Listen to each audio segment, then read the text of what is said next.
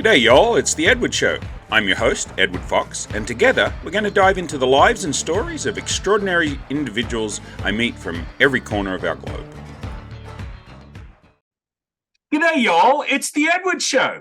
Look at that, I remembered to say g'day y'all. I normally just say it's The Edward Show, and then I'm like, my daughter gets mad at me because I didn't say g'day y'all. So my special guest today is Jeff Barnes. And, as you know, The Edward Show is more of a conversation, an interview with amazing people doing amazing things. So, of course, we've got a great bio on Mr. Barnes. That's the last time he'll be called Mr. Barnes. It'll be Jeff from now on. But bloody heck, like submarine dude, like what was your actual job on the submarine? So I was what's called the leading petty officer of the mechanical division or machinery division. So I was an MM1 USSDV. So that means I was a submariner certified, qualified, and a diver. But I ran the machinery division on the power plant, on the sub. Wow. That, you're the second person. So I had a nuclear submarine engine guy that's a friend of a friend of a friend's, lives in South Dakota. What's his name? Sean somebody. Anyway, so he like tall dude, like 6'4". I'm like, how do you fit in a submarine? But anyway, so I guess he did. But Jeff, hey, great to have you on the show. Yeah, very carefully. That's right. He probably had to wear a helmet so he wouldn't crash into stuff all the time. So Jeff, so you start off in the Navy, and then you move out from there. So let's get started. So welcome to the show. Thanks for coming on. Where are you at? I know you're probably sitting in your office or your house, but what area of the country are you right now?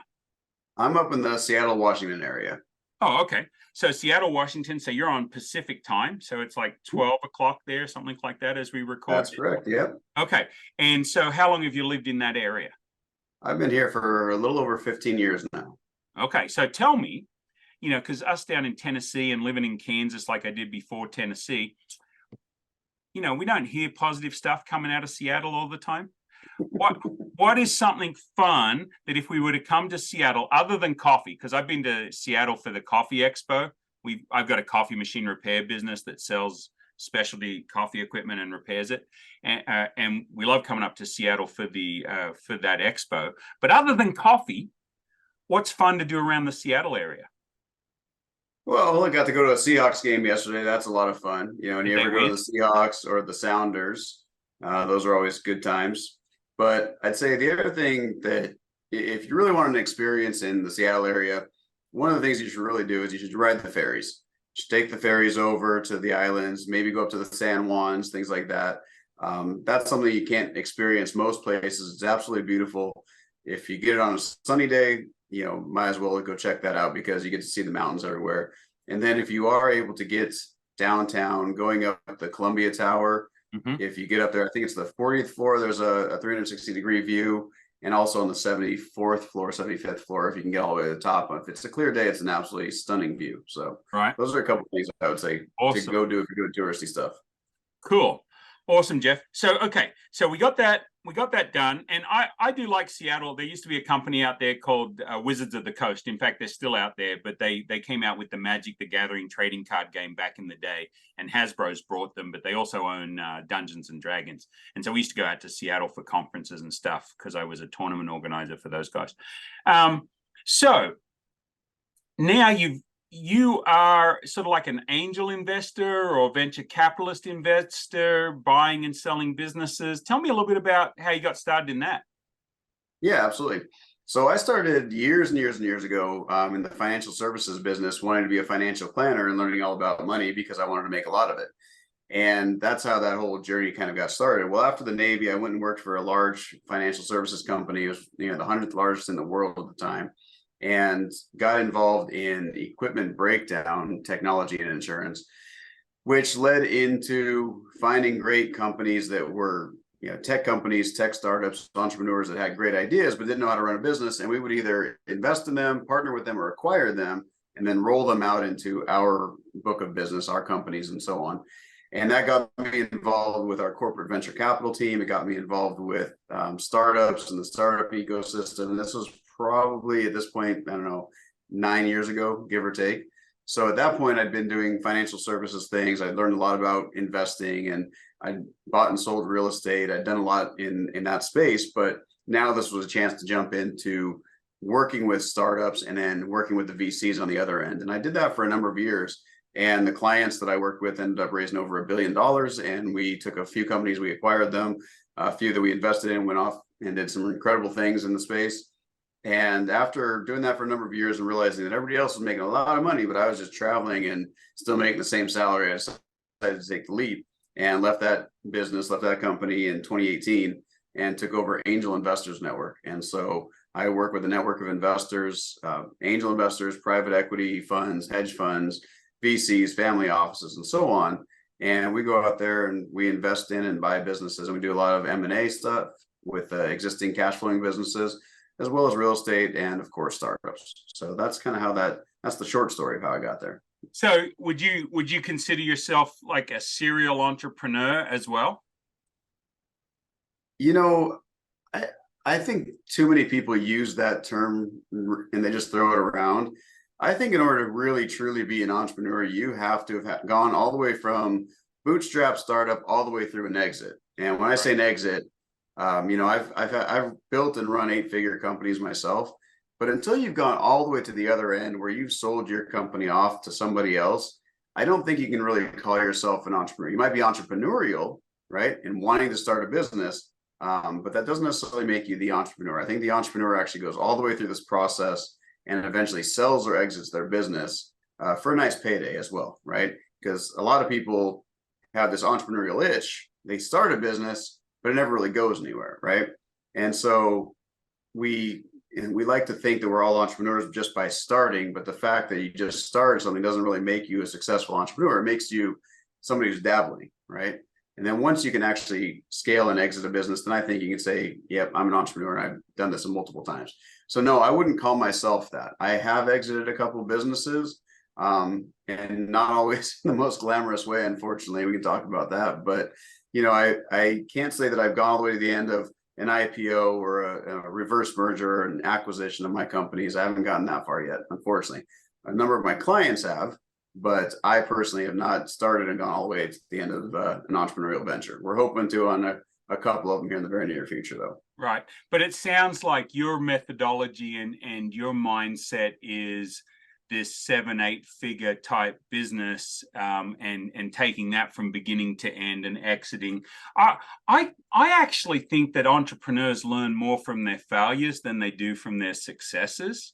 But maybe that's because I've seen my dad and my uncle and everybody around me was business owners.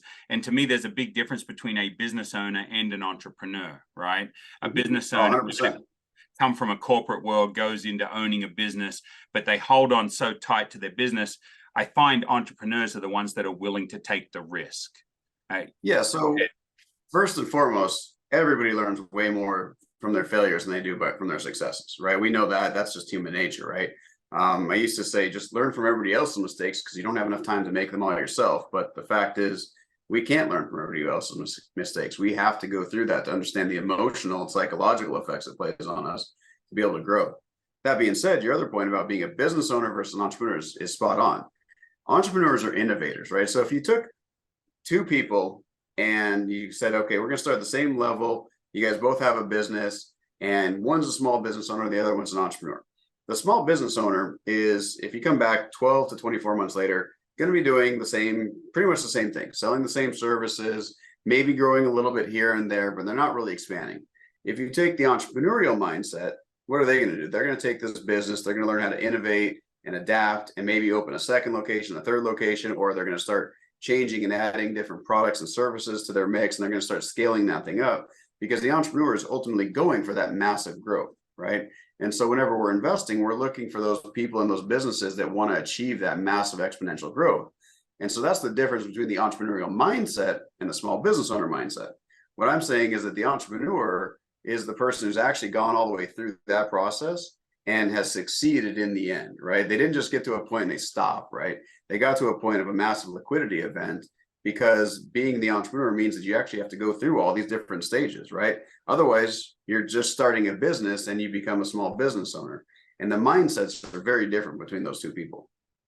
That's an interesting perspective, because most of the businesses that I've interacted with are 0 to 5 million. And so I would argue, not in a negative sense, but that there's a lot of people in the $1 million space that consider themselves entrepreneurs that never want to build that massive return. But your element and your sphere of influence is such that you're dealing with these bigger companies, bigger people.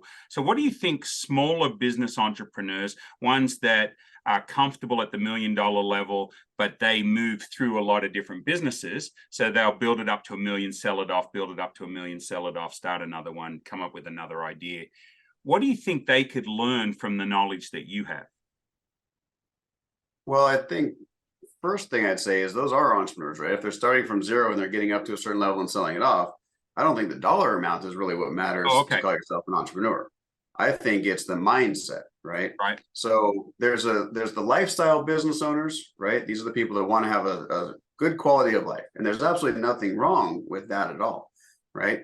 In fact, most of the entire society around the world is supported by lifestyle business owners. In some cases, lifestyle entrepreneurs. They want to get it up to $1 million, couple million bucks a year. No big deal. However, the difference between those companies and a lot of the ones that I want to work with is the investment side, right?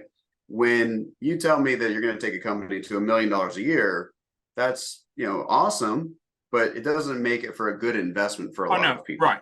Yes. And so that's really where the big differentiator is, that if you're going to invest money, if you're going to put in 100,000 to $1 million or a few million bucks into a business, you want a 10x, 100x return, which means that business needs to be scalable.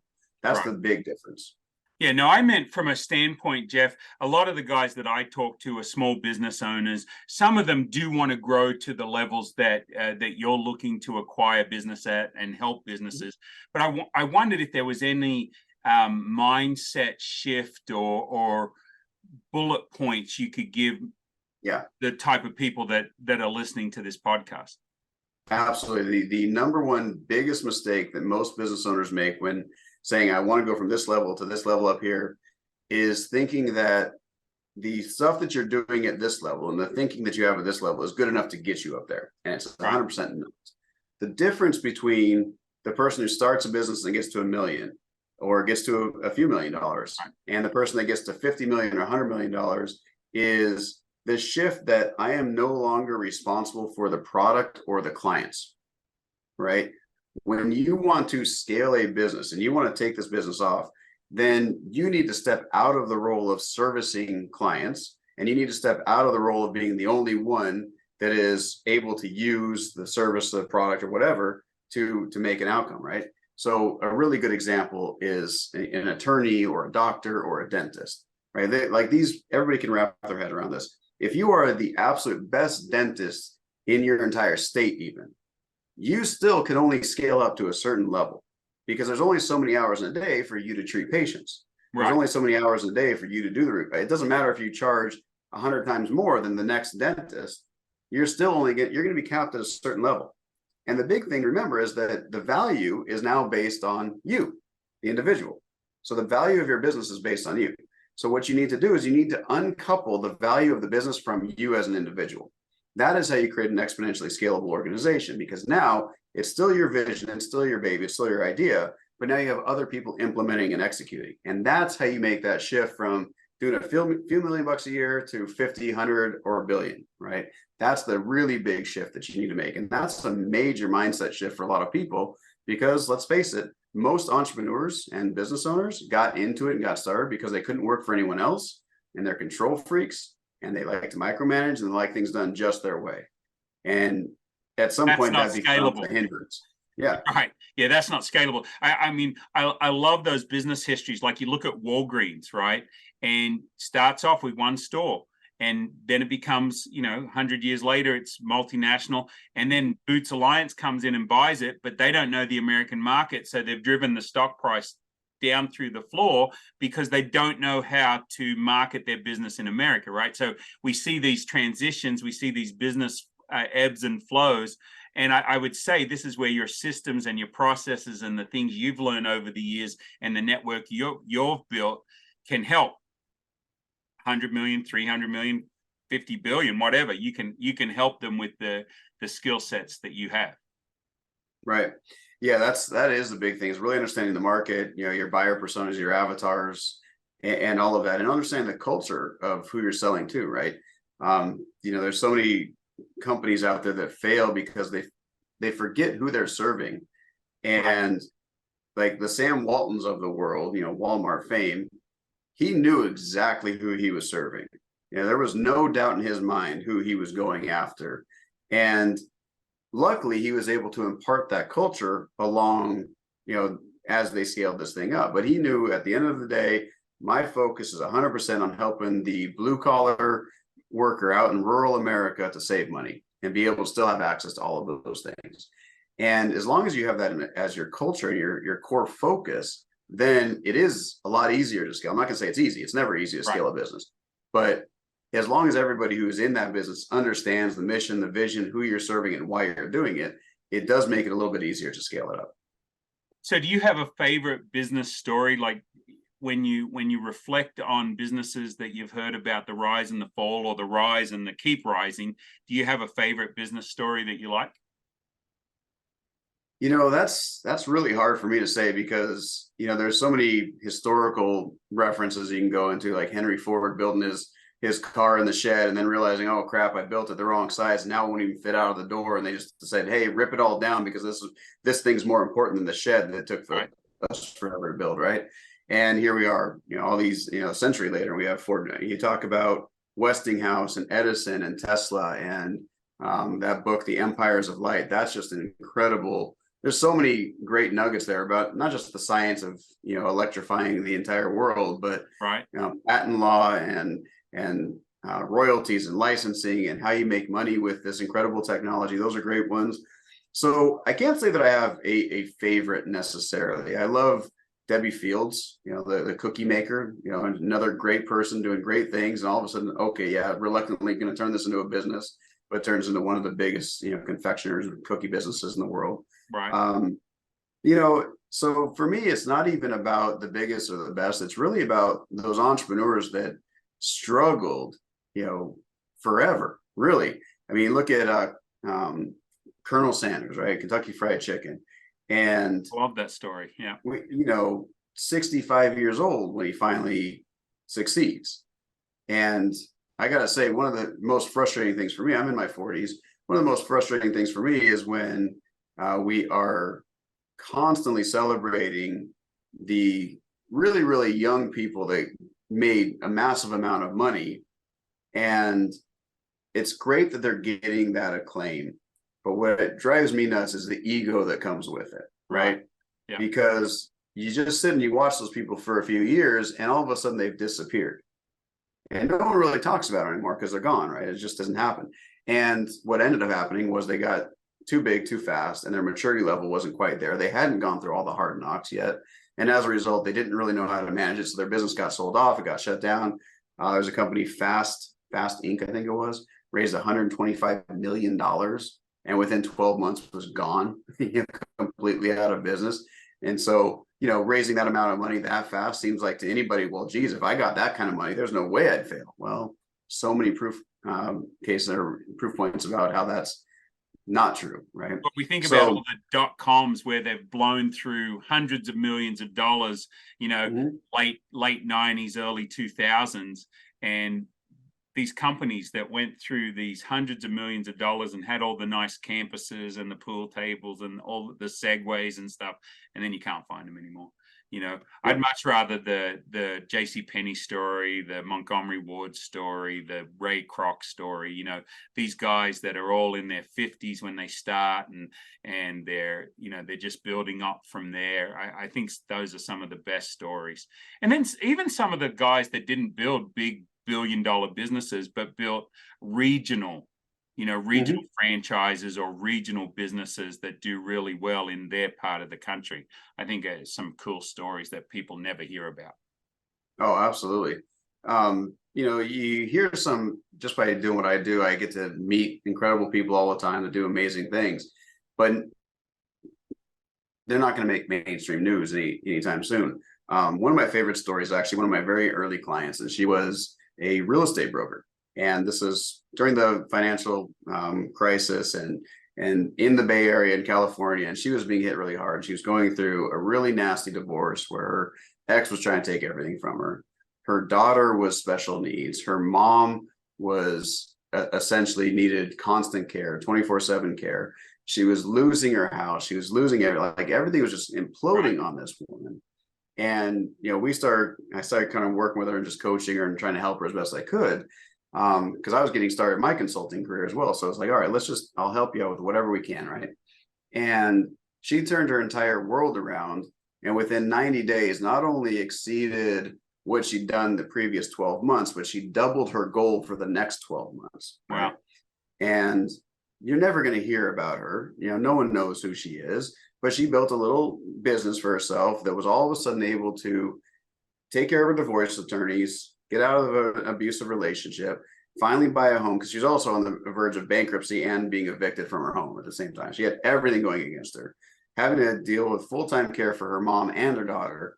And she was all of a sudden able to take that in stride, turn it around, and finally have the life she wanted, and get out of that entire mess.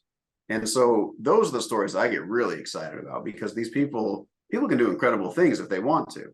It's just a matter of, are they willing to push themselves to the limit to get it done?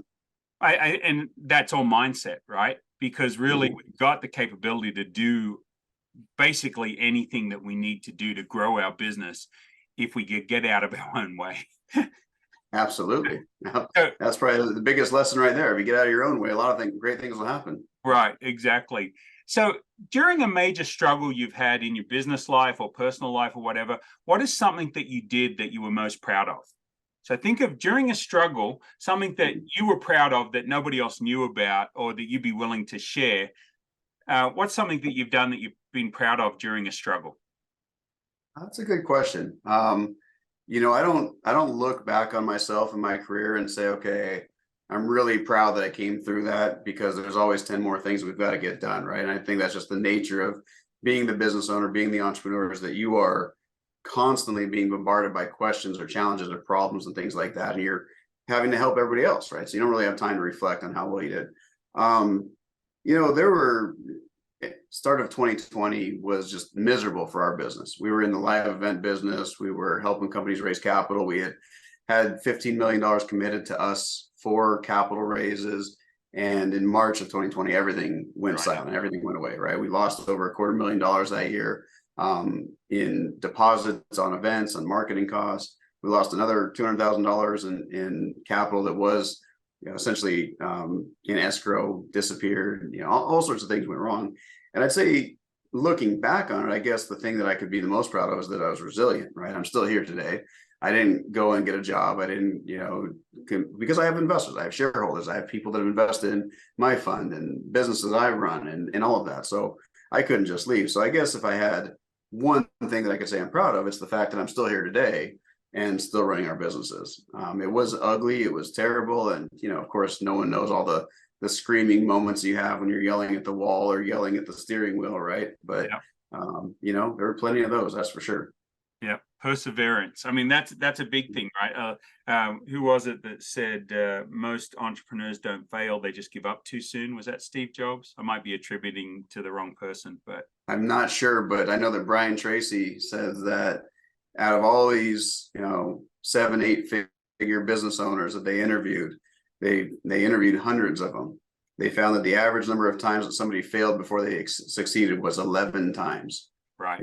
11 failures of getting something started and then just falling flat on their face before they ever succeeded. So, the point is there, right? Most people will stop after 3 or 4 if they even get past 1. Right. Why do you keep hitting your head on the brick wall? Because it feels so good when I stop. That's what my dad used to say. Okay, so what's something that when you're interviewed, you always wish that you were asked and that you're never asked? People end up asking a lot of great questions. Either that or I just keep talking forever. So I don't have too many of those, but I think one of the big ones is, we actually took a business from 0 to 17 million in about 9 months. Wow. And that's a lot of fun, right? You're scaling a business dramatically. But within 45 days, we went from making almost $3 million a month down to refunding, and the business was we were completely out of business. And it was absolutely miserable. And I'd say that one of the things, people hear the success stories, right? Oh, wow, you took this business from 0 to 17 million, but they don't really ask how, right? They don't ask, well, how did you actually do that? How many people were you managing? What was it like, dealing with this? And how did you actually make this thing even go? And more importantly, what would you have done to prevent it from failing, right? That's the more important question to me, because almost every business has very boring fundamentals that once you nail those fundamentals, the business will grow. But more importantly, how do you prevent it from failing, right? How do you prevent it from going back down to zero? Those are some of the questions that when you do get into the weeds on that one, it gets to be pretty interesting. So how'd you take it to 17 million, Jeff? So what we had done is we were in e-commerce, and we partnered with a couple of guys that were really good at finding and sourcing materials from China. So we actually have these manufacturers, and everybody's, well, maybe not everybody, but a lot of people are probably familiar with Alibaba. AliExpress was not really a thing yet, but we were very familiar with Alibaba. Well, Alibaba, there's a lot of communication, a lot of back and forth, and you're going from a manufacturer to shipping a product worldwide. But most of the time, the manufacturers don't do that. So we actually sourced manufacturers who could actually ship product worldwide straight from their factory, as opposed to going to a distribution warehouse and then shipping from there. And we found these products, beauty mirrors and cell phone holders and chargers and, containers that you would use in your bathroom, just trinkets and trash, as I call them, just houseware stuff that everybody would use. And they were really low price point, everything from $10 to about $50, right? Right. And what we got really good at, what my partner and I were absolutely phenomenal at, was running advertising. And when we found a product, we would test it with about, over the course of 5 days, and we'd spend $250 total testing a product to see if we could sell it. And if it failed, we knew instantly, and we stopped running ads. We said, okay, move on to the next product.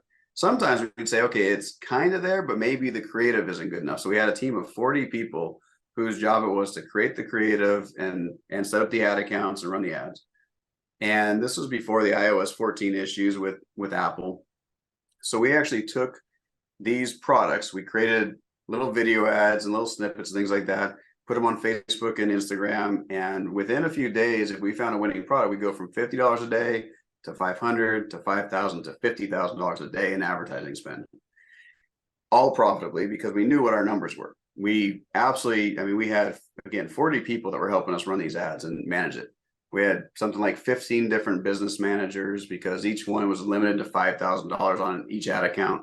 And we had to keep cycling through this. I had a stack of credit cards, no joke. I had like 30 credit cards, because you couldn't have the same credit card associated with the same ad account.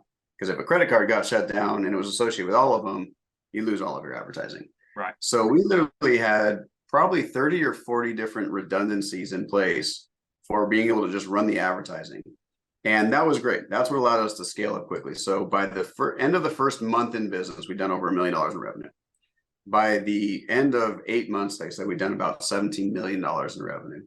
And that was all absolutely phenomenal. The biggest challenge that we had, honestly, was keeping our ad accounts running and not getting shut down, because sometimes, people would complain it was drop shipping. If it took 6 weeks to get your product, then people would complain. If they complained enough, then you get your ad account shut down. So we had to have people monitoring everything, right? Making sure we're replying to people, making sure that we're emailing and texting and whatever, keeping everybody happy. When you're dealing with clients around the world, language barriers become an issue, right?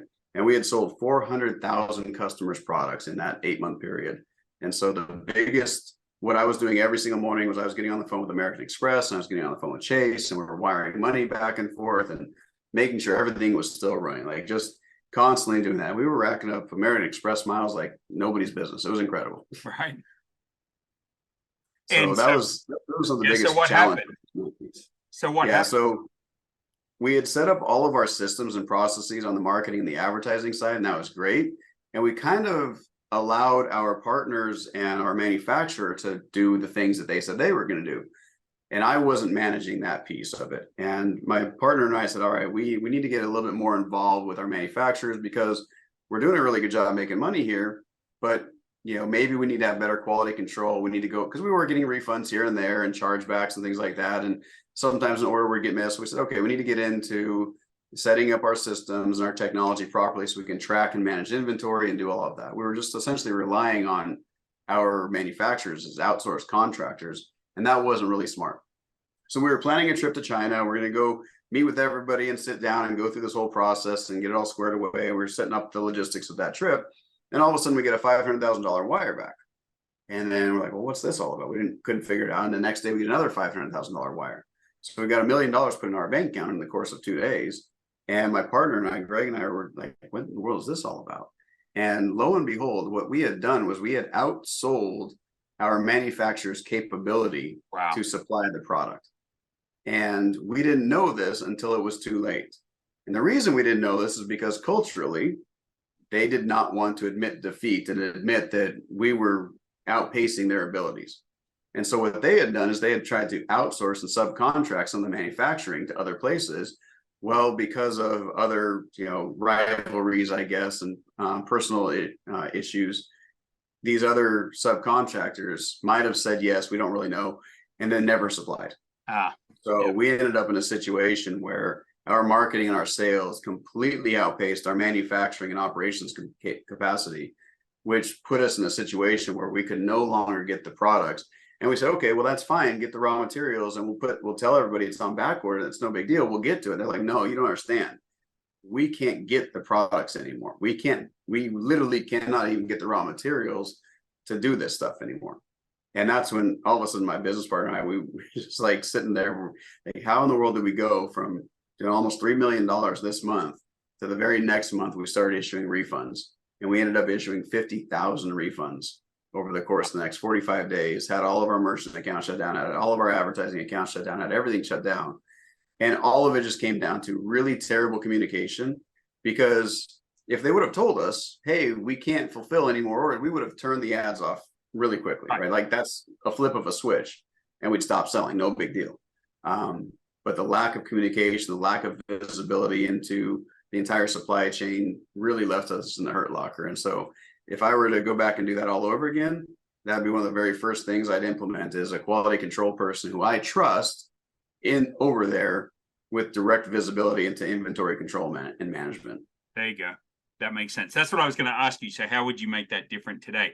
Now, do you think you could do that again today with Shine and Temu and Alibaba Express and these guys all competing in the same sort of markets? Yeah, so we actually do. We actually do that a little bit, but what we've decided is, going with international drop shipping, you can't control the quality necessarily, and using AliExpress is fine, but there's other limitation and cost factors.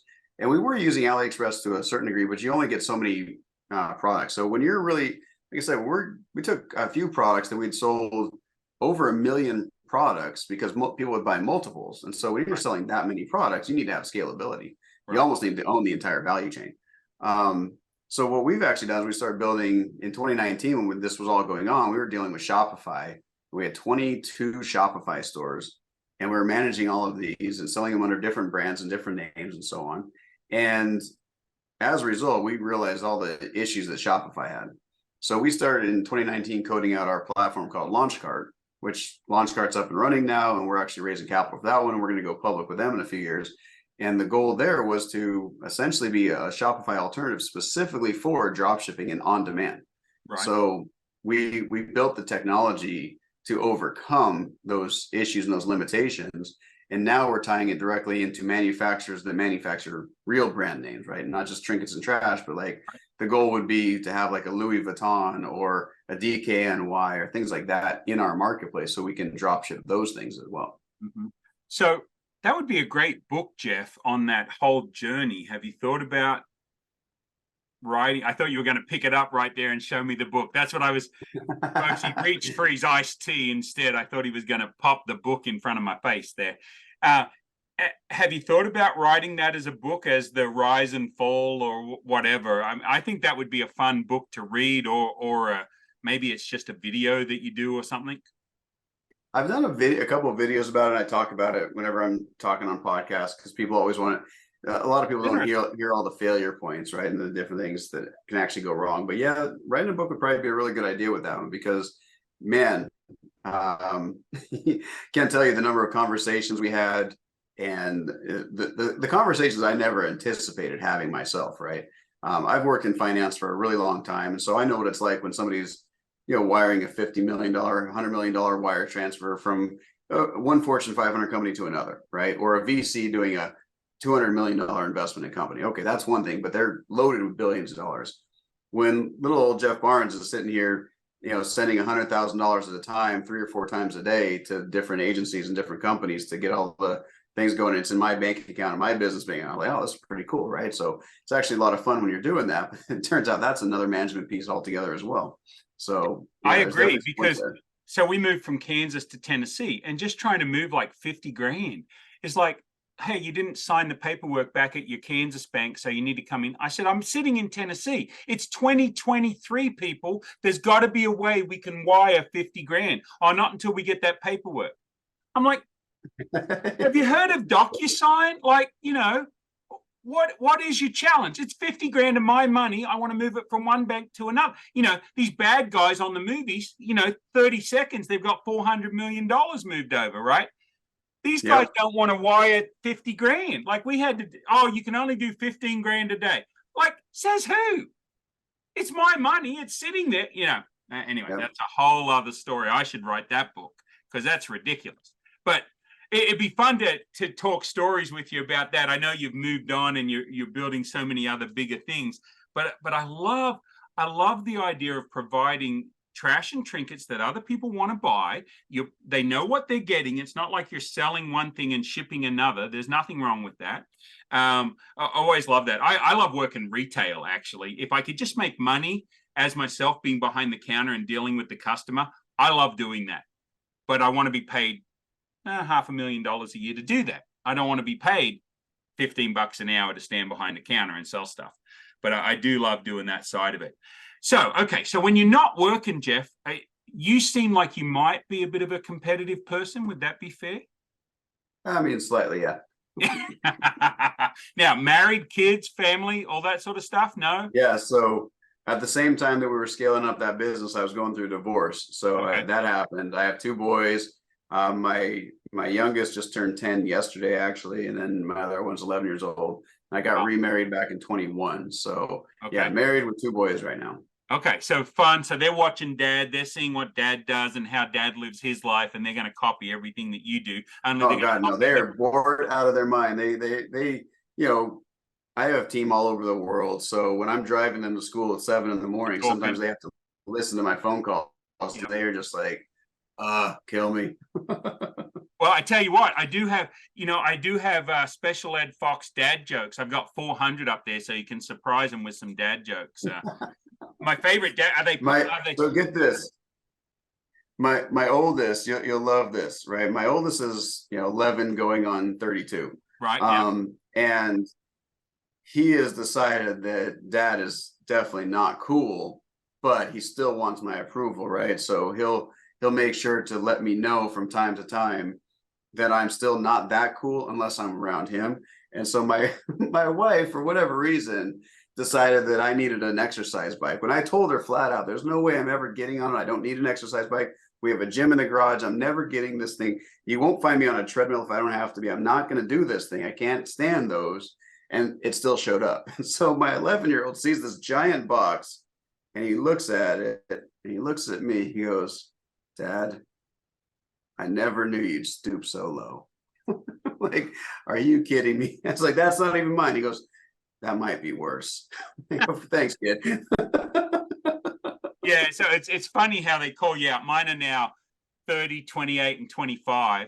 And So I've always told dad jokes, even since I was a kid, you know, because my dad, you'd be driving by the cemetery, he'd say, oh, look, that's the dead center of town. People dying to get in there. And then he'd People go, are dying to go there. Yep. yeah, is that fence to keep them in or to keep us out? You know, stuff like that all the time. And so I really leaned into my authenticity because I read an article back in 2014.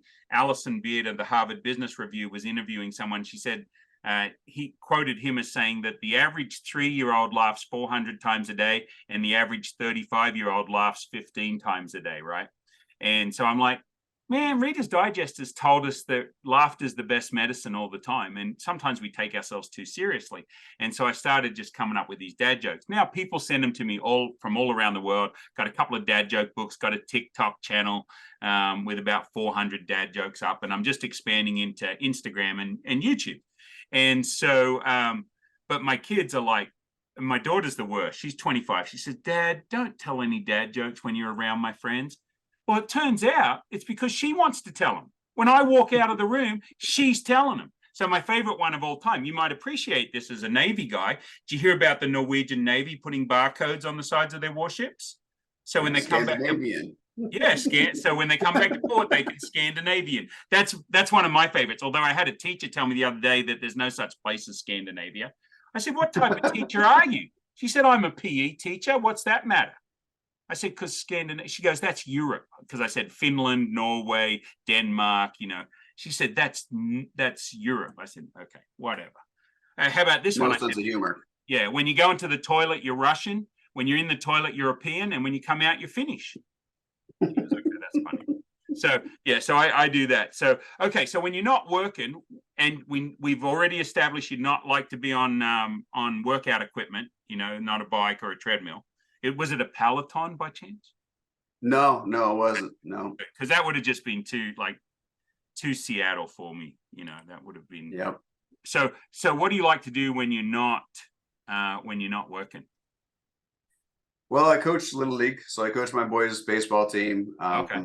In the past, I've coached their other sports team, basketball, soccer, flag football, and all that. But now I just get to enjoy it and watch it. Right. You know, when you have two kids that are in sports, there's not a lot of downtime for yourself. So my wife and I will go on a date night every week and go do something for ourselves whenever we can. And then I really enjoy traveling too. I love going around and checking out the rest of the country and the rest of the world. Yeah. Well, if you get down to Australia, I just had a conversation with another guy that's a big scuba diver and he hasn't done the Great Barrier Reef yet. And I said, well, you got to get down to Australia. And the kids would love it down there too. Although don't try that Vegemite stuff. That'll kill you. That stuff's the worst. I've been down to Australia a couple times and I never understood that. And what do they call the peppers down there? Because we call them green peppers, like pemmican or capsicum. Capsicum is bell peppers. Like yep. Yeah. Capsicum is bell pepper. Yeah. So yeah, language barrier for me when I first moved here was very difficult because we would say things and you guys would look at us.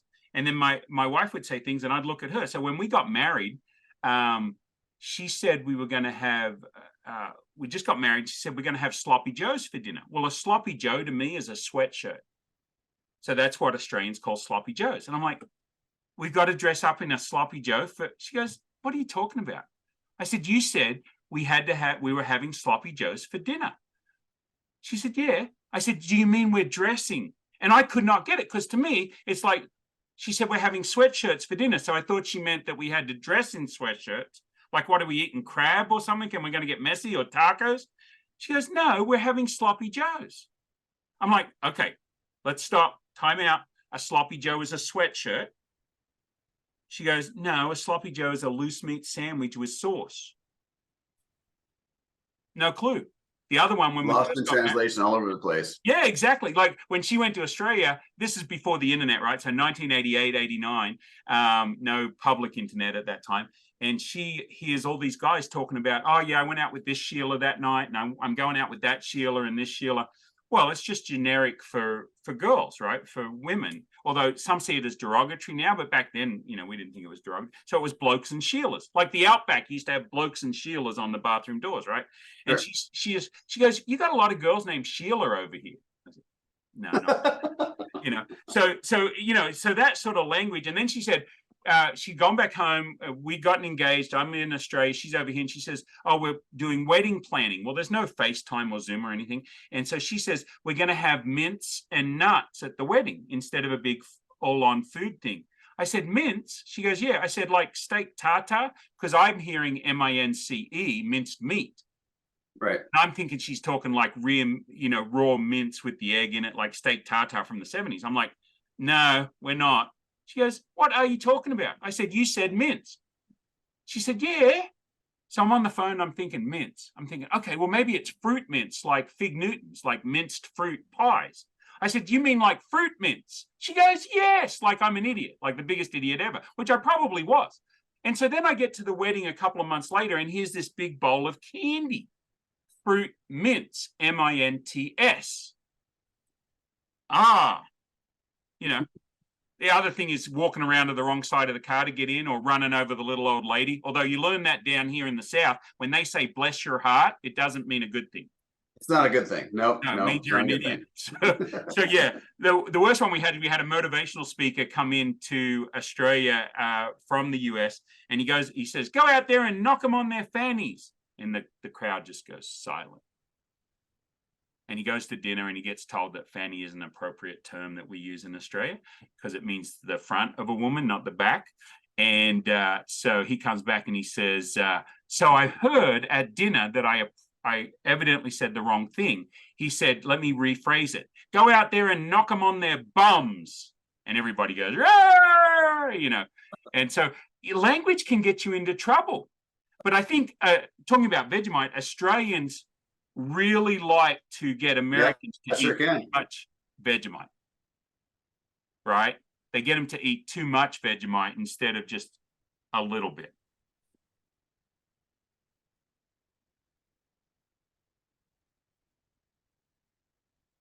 I still don't even understand the appeal at all. Well, it's got a nice distinctive flavor. It works well with cheese. So that's the key with Vegemite, is the Vegemite cheese. Yeah, but you scrape it on and then you scrape it all off. And if you leave with a little black smear, and you guys put it on like peanut butter, that'll choke a maggot. It's just man, that's probably the problem right there. I don't even know how to use the right food the right way. Yeah, yeah, exactly. Well, hey, Jeff, great having you on the show. If somebody wants to get a hold of you, what's the best way for them to reach out and learn about what you do?